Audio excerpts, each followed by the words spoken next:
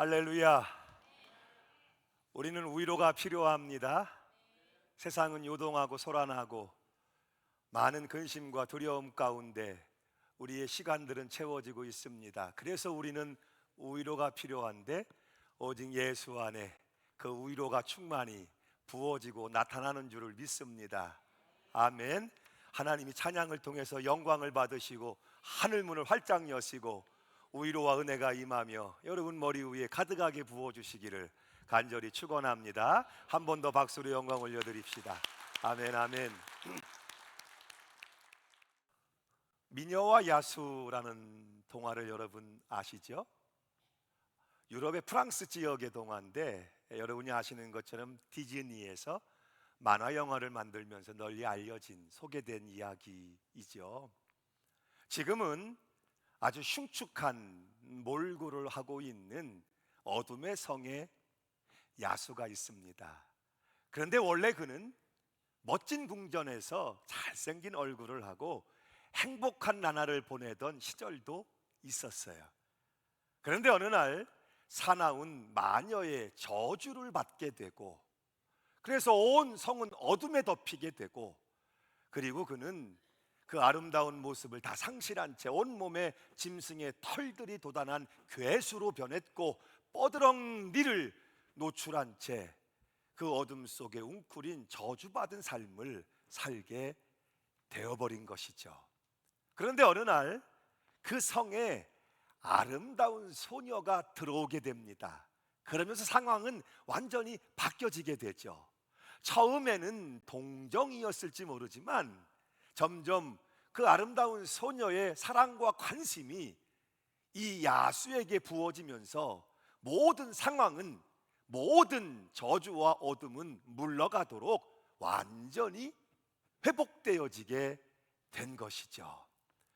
여러분이 이 동화의 내용을 읽어서 아는 것처럼 사실 이 미모만큼이나 아름다운 마음을 가진 소녀가 이 야수를 바라보지 않는다고 해서, 이 야수에게 관심을 두지 않는다고 해서 누가 뭘 할 사람은 없을 거예요. 왜? 그는 야수거든요. 온몸에 짐승의 털로 덮이고 또 흉측한 모습에 뻐드렁니를 내어놓고 침을 흘리며 으르렁거리고 있는 그 야수를 누가 관심하지 않는다고, 사랑하지 않는다고 해서 비난할 수 있겠습니까? 그런데 이 마음씨도 아름다운 소녀가 그 야수를 향하여 마음을 열고 관심과 사랑을 주면서 모든 저주와 어둠은 풀어지고 문제는 해결되게 됐던 것이죠. 이 간단한 이야기를 우리가 생각할 때 어떠세요, 여러분? 이 이야기가 나 자신의 이야기로 들릴 수도 있지 않겠습니까? 물론 우리들도 처음부터 야수는 아니었어요. 하나님이 지어주신 아름다운 동산 에덴에서 하나님의 사랑을 듬뿍 받으며 마음껏 그 축복 가운데 거니는 행복한 시절도 우리에게는 있었어요. 그러나 어느 날 우리에게 다가온 악한 마귀가 유혹하며 저주할 때 선악과 사건을 통해서 하나님을 불순종해버린 우리들은 하나님과의 관계가 완전히 깨져버렸고 단절되어 버렸고 내가 두려워하여 숨었나이다 어둠에 웅크린 인생이 되어버리고 말았죠. 그리고 우리 안에서는 끊임없이 이 죄의 욕망, 야수적 본능이 주는 살인, 분노, 계책, 거짓, 다툼들을 끊임없이 흘려낼 수밖에 없는 우리 안에 그 무서운 야수의 얼굴을 숨긴 채 살아가게 된 것은 아니겠습니까? 언젠가 한번 성도님 한 분이 저에게 이렇게 물으세요. 목사님도 부부싸움을 하시나요? 라고 물으세요. 여러분 생각에는 어떠세요? 그게 궁금하셨나 봐요. 물론 합니다. 자주는 아니지만 1년에 2-3번 정도는 심한 부부싸움을 합니다. 그리고 대부분 저의 못된 시비로부터 시작이 되는데, 집사람이 그것을 못 받아내고 반응하게 되면 티격태격 부부싸움을 안 할 줄로 하셨나 봐. 합니다. 그리고 그 부부싸움은 언제나 이렇게 엔딩이 맺어집니다. 당신은 목사님이잖아요. 무슨 목사님이 그래? 당신은 앞에서 거룩한 척 하잖아요. 근데 이게 뭐예요? 이게 거룩한 거예요. 이렇게 집사람이 말을 내어놓는 순간 유구무원이라 할 말이 없습니다. 그러면 몇 날은 마음이 상해서 실망감, 자책감, 부끄러움, 기타 등등 상한 마음을 안고 쓰라린 마음을 안고 시간을 보내기도 하지요. 여러분, 혹시 여러분들 중에도 여러분 그 속에 있는, 내면에 있는 그 야수적 본능이 불쑥 튀어나와서 여러분을 당황시키거나 놀래키거나 실망시킨 경험이 있지는 않으십니까?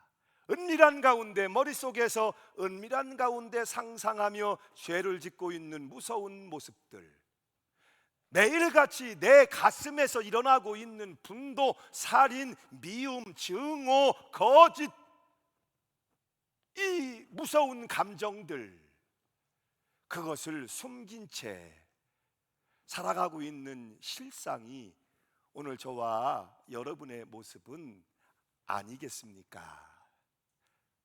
사도 바울은 굉장한 영적 거장이죠. 전에도 후에도 없을 그런 영적 거장이 없어요. 사도 바울은 위대한 사도입니다. 그런데 여러분 아시죠? 그런 사도 바울에게도 이 문제, 야수적 본능 혹은 죄의 소욕 때문에 많이 괴로워하고 고민하는 시간을 보낼 수밖에 없었다는 사실을 말이에요. 대표적으로 우리가 로마서 7장의 19절 이하의 말씀을 보면 솔직한 사도 바울의 심경의 고백이 고스란히 드러나고 있죠. 19절과 24절을 봅니다. 함께 읽겠습니다. 시작. 원하지 아니하는 악을 행하는도다. 오라, 나는 공고한 사람이로다. 이 사망의 몸에서 누가 나를 건져내랴. 나는 하나님의 법을 좋아해요. 하나님의 법을 따라 선한 삶을 살기를 원해요. 그런데 내 육신은 그렇지 않아요. 시시각각으로 죄의 법, 숨어 있었던 야수의 본능이 불쑥불쑥 튀어나오는 모습을 보면서 부끄러워하기도 하고 실망하기도 하고 괴로워하기도 하며 탄식 소리를 흘려낼 수밖에 없었던 그런 야수의 본능과도 같은 죄의 본능을 가지고 살아가는 우리들. 그런데 여러분, 그런 모습들이 감추어져 있던, 숨겨져 있던 그것들이 가장 적나라하게 드러난 일이 우리 주 예수님이 십자가에 달리실 때, 그때가 아니었겠습니까? 빌라도의 비정함, 자신의 권력을 유지하기 위해서 예수님에게 죄가 없음을 알면서도 성난 군중들에게 예수님을 떠밀며 나는 이 일과 무관하다고 손을 씻고 있었던 빌라도의 비정함, 살인이라고 하는 것을 그의 유흥거리로, 볼거리로 삼고자 했었던 헤롯 왕의 잔인함, 그 쓰러지고 또 쓰러지는 예수님을 향하여 피 흘리기를 원하며 못 박으시오, 십자가에 못 박으시오 하고 외치던 성난 군중들과 병사들, 그렇게 넘어지며 골고다를 향해 가시는 예수님을 향해 사정없이 채찍질을 내리치며, 그리고 침을 뱉으며 조롱하며, 그리고 그것을 즐기고 있었던 군중들과 병사들의 모습 속에서, 그리고 그런 예수님을 두고 도망쳐야만 했었던 제자들의 비겁한 모습 속에서 어쩌면 오늘 저와 여러분의 야수적인 숨겨진 얼굴이, 모습이 있는 것은 아니겠습니까? 누가 그런 우리들을 돌아보지 않는다고 해서, 관심을 갖지 않는다고 해서, 비난한다고 해서 뭐라 할 수 있는 사람이 어디 있겠습니까? 그런 야수와 같은 우리 머리 위에 십자가에 달리신 예수의 피가 흘러내린 거예요. 강같이 그 피가 흘러내려서 우리의 모습을 덮어버린 것이죠. 버드랑이로 침을 흘리며 으르렁거리고 있는 야수, 그의 의지와 선택으로는 아무것도 바꿀 수 없는 그 야수를 향하여 어여쁜 소녀가 마음을 열어 연민과 사랑으로 그 입술을 덮었을 때 그 어둠과 저주를 다 풀어냈던 것처럼, 그런 죄의 본능, 죄의 속성을 가지고 있는 우리의 삶 가운데 예수의 피가 덮어서 더 이상 기대할 것이 없고 세상에 소망이 없던 우리들을 치유하시고 회복하시고 씻어내시고 구원하신 은혜를 베풀어 주신 것, 여러분, 이것이 십자가요, 십자가의 사랑이며 이처럼 사랑하시는 하나님의 선물인 줄로 믿습니다. 그래서 로마서 5장 8절을 보면 이렇게 말씀하시죠. 함께 읽습니다. 우리가 아직 죄인 되었을 때에 그리스도께서 우리를 위하여 죽으심으로 하나님께서 우리에게 대한 자기의 사랑을 확증하셨느니라. 여기에 비밀이 있는 거예요. 우리가 아직 죄인 되었을 때에, 오늘도 우리는 연약하지만 부족하지만 사순절이 뭐예요? 그런 우리의 모습을 가지고 십자가 아래로 그 피는 하나님의 사랑, 모든 걸 덮는, 모든 걸 싸매고 치유하시고 구원하시는 그 사랑을 믿고 사순절 주님 앞에 나가 엎드려 내 모습 이대로 주여 죄인오라 하실 때에 나를 부르시옵소서, 나를 긍휼히 여기시옵소서 하고 회개하는 절기, 그때 그 십자가에서 하나님의 사랑이 보이고 그 사랑이 내 가슴에 들어오는 것을 경험하는 이것이 사순절기요, 도무지 누구도 사랑할 수 없는 본질상 하나님의 원수가 되었던 우리들, 외면한다고 해도 이상할 것이 없는 아직 죄인 되었을 때에, 할렐루야, 그것이 오늘 우리에게도 여전히 부어지고 있는 하나님의 그 사랑, 십자가 사랑인 줄로 믿습니다. 여러분이 잘 아시는 베드로를 생각해 보세요. 베드로가 누굽니까? 예수님의 첫 번째 제자입니다. 그는 열정적인 사람입니다. 그는 주님을 확실히 믿었던 사람입니다. 그리고 물불을 안 가리며 주님을 위했던 사람입니다. 그런 그가 결정적인 순간 예수님이 잡히시던 밤에 3번이나 나는 그를 도무지 몰라요, 그와 내가 무슨 상관이 있나이까 하고 도망쳤던 배신자가 되어버렸죠. 그리고 이 사실은 베드로에게는 잊을 수 없는 사실, 일생을 두고 짐처럼 짊어지고 다녀야 할 누가 뭐래서가 아니라 예수님을 가장 사랑했던 제자로서 예수님을 버리고 도망쳤던 비겁자요 배신자였던 자신을 스스로 용서할 수 없는 그 짐을 짊어지고 일생을 살아가게 되지요.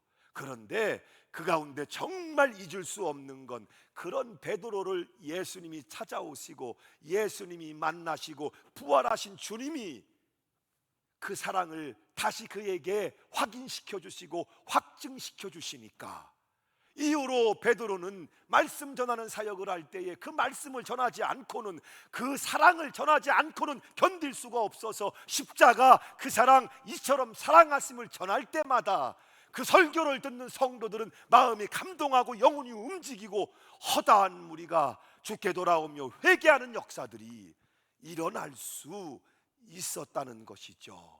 이게 여러분 십자가, 이것이 사순절에 부어진 하나님의 사랑, 오늘도 여전히 저와 여러분을 찾아오셔서 손을 내밀어 주시고 계시는 하나님의 사랑이라는 사실이에요. 오늘 사순절 다른 거 없어요. 저와 여러분은 이 사랑을 보게 되시고 이 사랑을 듣게 되시고 이 사랑을 확증하게 되시기를 바라요. 이걸 잃어버리면 우리의 신앙은 아무것도 아니에요. 하나님이 나를 사랑하시는 아들 예수 안에서 오늘도 몸찢겨 피 흘리심으로 나를 사랑하시는, 아직 내가 죄인 되었을 때에, 그렇지요, 아직 내가 야수와 같이 으르렁거리며 침을 흘리며 누구도 사랑할 수 없는 본질상 진노의 자녀로 있을 때에, 아멘, 나를 찾아오시고 손을 내미시는 하나님의 사랑을 여러분이 확증하시기를 바라요. 그것이 없으니까 자꾸 잊어버리는 거예요. 그것이 없으니까 자꾸 흔들리는 거예요. 그럴 수밖에 없는 이유가 분명히 있죠. 오늘 이 3장의 말씀의 배경이 되는 것이 니고데모예요.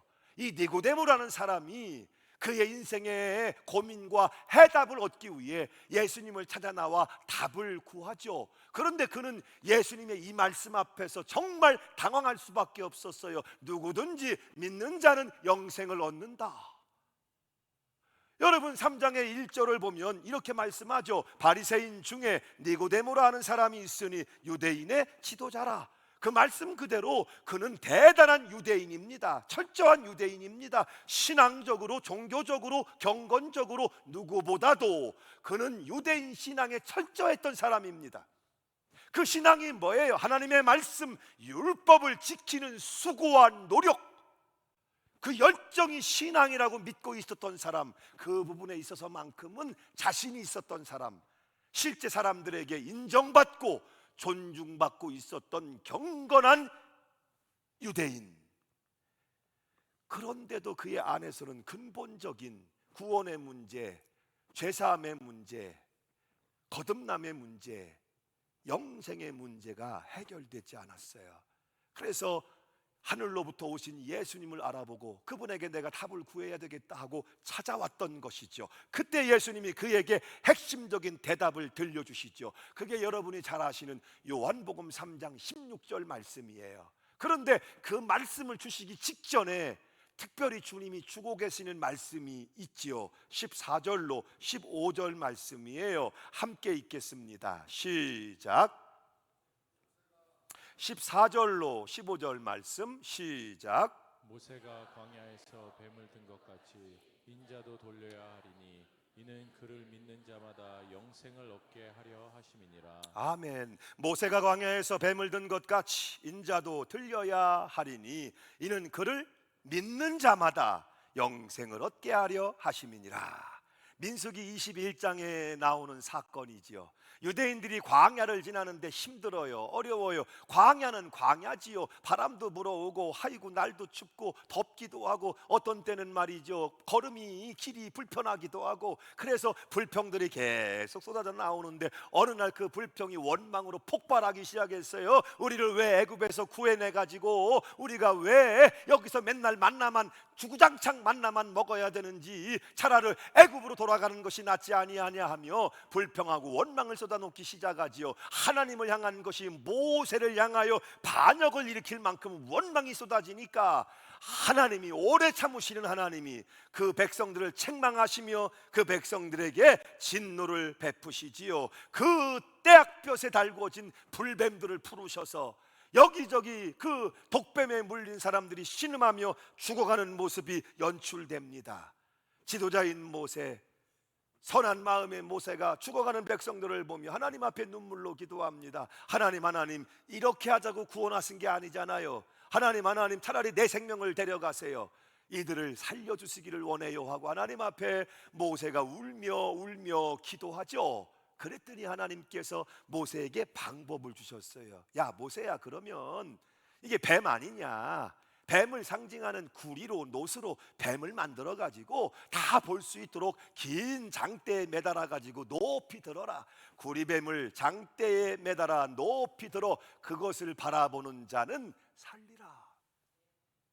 구리뱀이 살리는 게 아니요, 장대가 살리는 게 아니죠. 살리시는 분은 하나님이십니다. 용서하시는 분도 하나님이십니다. 독을 제거하시는 분도 하나님이십니다. 그 백성을 회복시키시는 분도 하나님이십니다. 하나님이 하시는 거예요. 그 방법을 주신 거예요. 그런데 문제가 있지요. 그런다고 삽니까? 그렇게 살 수 있다면 10번 100번이라도 하겠어요. 너무 쉽지 않습니까?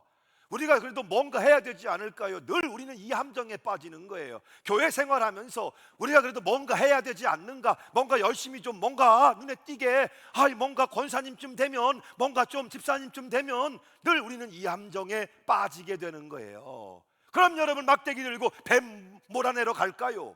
땅꾼들을 모아가지고 집중적으로 뱀을 퇴치할까요? 아니면 야, 이런 약초, 신비한 약초 우리가 알지 못했는데 하나님 약초를 알려주셔서 그 약초를 여럿이 캐다가 짓이겨가지고 상처 부위에, 독 부위에 바르면 좀 될까요? 그렇죠. 우리는 뭔가 우리가 수고해야 한다고, 뭔가 노력해야 한다고, 우리가 뭐를 해야 좀 되지 않겠냐고 생각하지만 여기에 사실은 함정이 있는 거예요. 하나님의 방법은 이스라엘 백성들이 뱀을 물렸을 때 장대에 높이 구리뱀을 만들어 달아 누구든지 바라보는 자는 살게 하라. 그런데 혼란스러운 거예요. 그래서 그걸 바라보지 못해요. 여럿이 여전히 그 불뱀에 물려 죽어갈 수밖에 없었던 이유, 결국 여러분 믿음의 문제 아닙니까? 하나님이 하십니다. 하나님이 일하십니다. 하나님이 살리십니다. 하나님이 구원하십니다. 하나님의 방법 십자가를 높이 드시고 억만금을 내놔라. 세상에 순서에 들어갈 만한 현자가 되어야 된다. 공부 많이 해야 된다. 하버드가 아니라 박사 학위를 10개쯤 따야 된다. 그렇게 주문하지 아니하시고 장대에 높이 구리뱀을 달듯이 아들 예수를 십자가에 높이 달아 누구든지 바라보는 자는 살리라. 하나님을 믿을 수 있느냐? 하나님의 방법을 신뢰할 수 있느냐? 그 선물을 받아들일 수 있느냐? 근데 문제가 뭐예요? 그런다고 될까요? 그렇게 쉽게 될 문제이겠습니까? 그런데 여러분, 이것이 쉬운 일이겠습니까? 아니요. 이 십자가를 위해서 누가, 하나님의 아들 예수께서 그 십자가에 매달려 몸찢겨 피 흘려 물과 피를 다 쏟으시고 그 고통, 죽기까지 그 고통과 상처와 피 흘리시는 희생을 통해서 나무에 달린 자마다 저주를 받은 자라 하였습니다. 모든 저주를 짊어지심을 통해서 우리에게 새롭고 산 길을, 십자가를 허락해 주셨다는 사실이에요. 여러분이 이것을 기억한다면 믿기만 하십시오. 믿는 자는 누구든지 영생을 얻습니다. 할렐루야. 여러분, 이것은 하나님이 우리에게 주시는 선물인 거예요. 구원은 사람의 지혜로, 사람의 능력으로, 사람의 공로로 아니요, 오직 구원하신 분은 하나님이시니 하나님이 구원을 선물로 주실 때, 아멘, 그 십자가를, 그 사랑의 선물을 받아들이면, 그 믿음이면 누구든지 구원을 얻게 하시는 거예요. 근데 여러분, 여기서 여러분이 정말 놀라셔야 되는 부분이 한 부분이 있는 거예요. 상상해 보세요. 이 말이 얼마나 엄청난 말인지. 누구든지. 어때요 여러분? 누구든지 믿기만 하면 구원을 받는다. 누가복음 16장에 보면 거기에 부자와 나사로의 이야기를 주님이 들려주시죠. 아주 극명한 상황의 삶을 살고 있는 사람들이에요. 부자는 가장 많은 창고를 가득히 지어놓고 가득히 채워놓고 먹고 마시자, 이 시대에 이름만 대면 알만한 재벌일 수 있겠죠.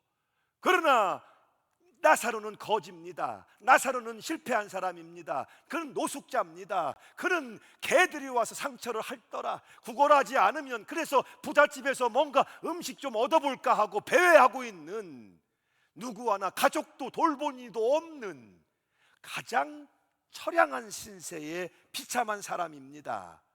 그런데 하나님은 누구든지의 은혜에서 그 나사로를 제외시키지 않았다는 사실이에요. 누구든지의 그 은혜에서 이런 사람도 제외시키지 않았다. 이 말씀이 주는 메시지의 핵심이 뭐예요?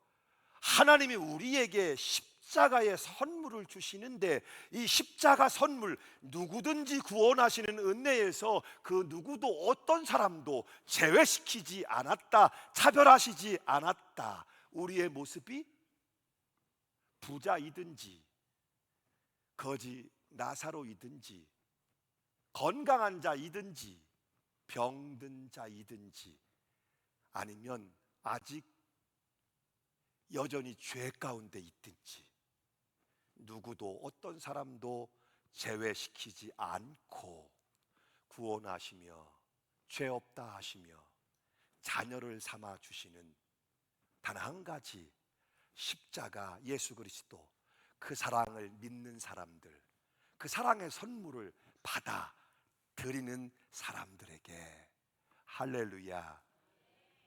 케냐의 선교사로 많은 은혜의 간증을 주고 계시는 이문미 목사님이 계시죠. 이분의 간단한 동영상을 잠깐 보면서 오늘 말씀을 맺으려고 합니다. 동영상 먼저 잠깐 보시죠.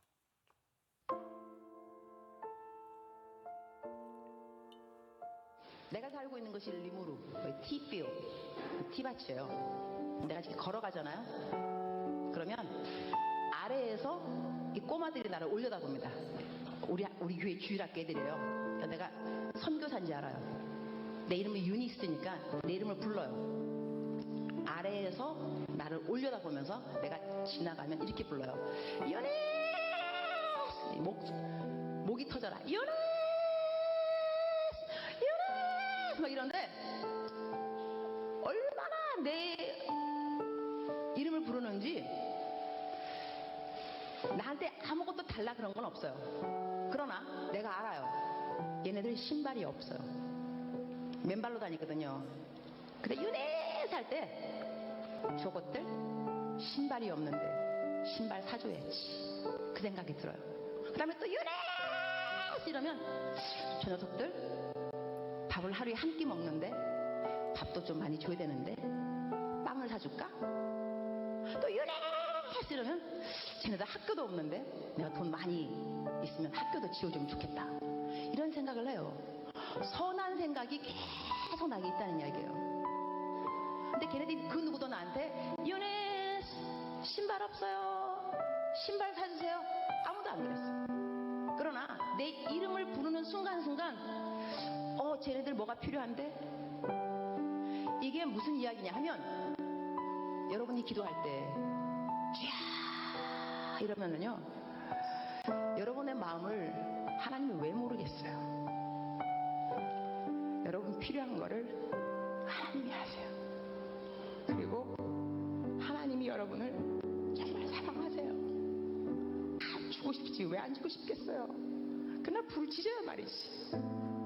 부르짖지 않으면 또 하나님의 말이 또 감동이 안 간다니까. 그래서 오늘은 여러분의 필요가 있을 겁니다. 어떤 것이 필요로 하는지, 그것이 공부인지 돈인지 건강인지 관계 회복인지 아니면 영성의 회복인지 하나님 알고 계십니다. 겉으로 크게 내가 말로 표현하기 싫으면, 어려우면, 불편하면 그냥 주여 이름을 부르세요. 주여, 주여. 여러분, 우리가 기도할 때 사실 우리가 구하고 있지만 우리가 구하고 있는 그것이 하나님께도 합당한 것일까요? 잘 분간하지 못할 때가 많이 있죠. 그런데 중요한 것은 하나님은 우리를 아신다는 사실이고 우리의 필요를 아신다는 사실이고 가장 정확하게 판단하시며 가장 적절한 것으로 주기를 기뻐하신다는 사실이에요. 사순절 남은 3주 교회에서는 특별 새벽 기도회를 하자, 전교인 5시 30분에 함께 올라와서 기도하자, 그렇게 특별 새벽 기도회가 진행될 거예요. 저는 여러분들이 이 기도회 자리에 나오셔서 주여 하고 부르실 수 있기를 바라요. 왜냐하면 우리에게는 주님께 기도할 수 있는 충분한 근거가 있기 때문이에요. 날 사랑하심, 이처럼 사랑하심, 독생자 예수 그리스도 안에서 오늘도 여전히 나를 사랑하시기 때문에 우리는 그분을 주여라고 부를 수도 있고 아버지여라고 불러도 좋아요. 그러나 내 모든 것을 아시는 최선의 방법으로 나를 아시고 나를 위해 준비하시는 그분 앞에 그 사랑을 의지함으로 여러분이 기도할 수 있다는 것. 복음 찬양 가운데 보면 십자가 그 사랑이라는 찬양의 가사가 이렇게 나오죠. 십자가 그 사랑 멀리 떠나서 쓰러진 나의 삶 속에 잊혀진 그 은혜 돌 같은 내 마음 어루만지사 다시 일으켜 세우신 주를 사랑합니다. 주 나를 보호하시고 날 지키시니 나는 보배롭고 존귀한 주님의 자녀라.